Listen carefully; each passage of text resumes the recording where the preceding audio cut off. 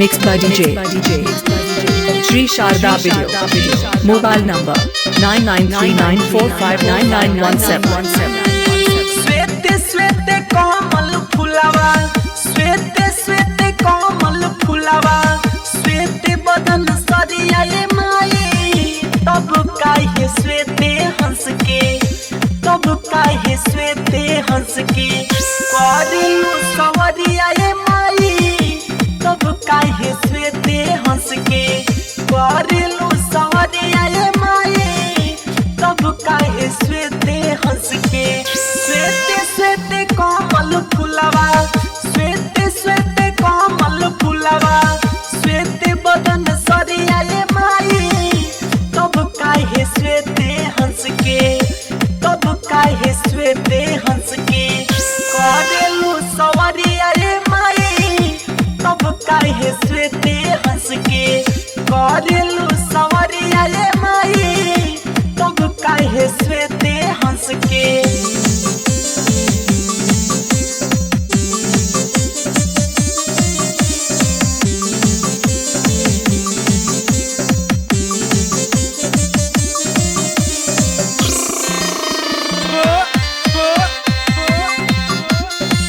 DJ Shri Sharda Video.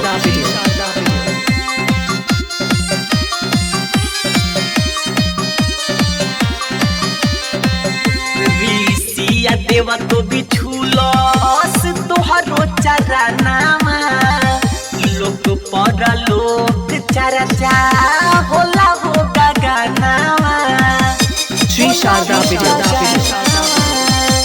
ऋषिया देवा तो बिछुलस तोहरो चरनामा, लोक पर लोक चर्चा होला हो गगनामा।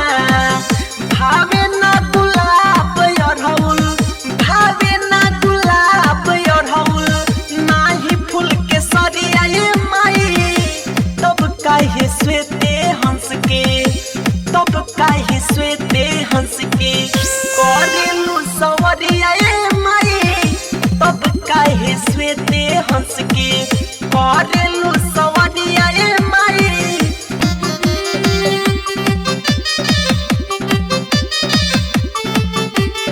Shri Sharda Video.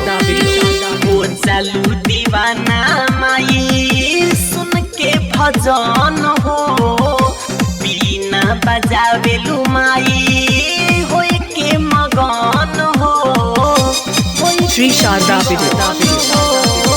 हो चालू दीवाना माई, सुन के भजन हो, बीना बजावेलु माई, होय के मगन हो। सुनी माई ज्ञाता हो, सुनी माई ज्ञाता हो, ज्ञान के सगरियाए माई, तब काहे श्वेते हंस के, तब काहे श्वेते हंस के, करेलु सवरियाए माई, तब काहे श्वेते हंस के, करेलु सवरियाए माई, तब काहे श्वेते हंस के।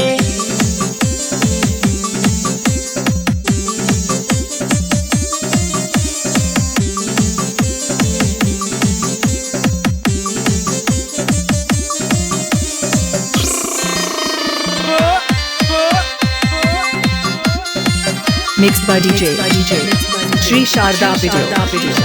Mobile number 9939459917.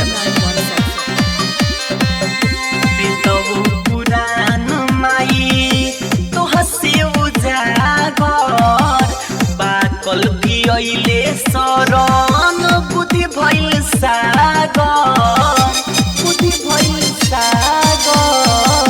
बितौ पुराण माई तो हसे उजागर, बाकल भी अइले शरण, बुद्धि भइल सागर।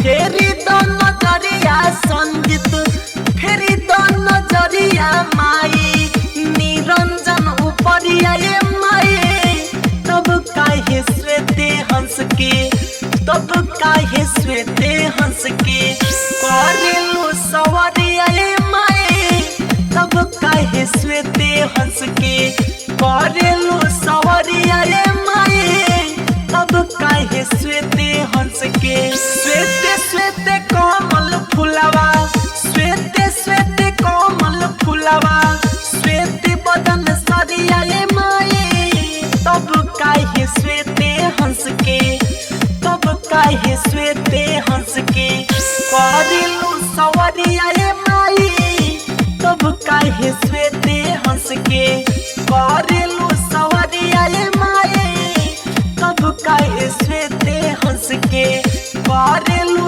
सवरिया रे अपना नेम से डीजे बनाने के लिए संपर्क Shri Sharda video. Mobile number 9939459917। श्वेते हंस के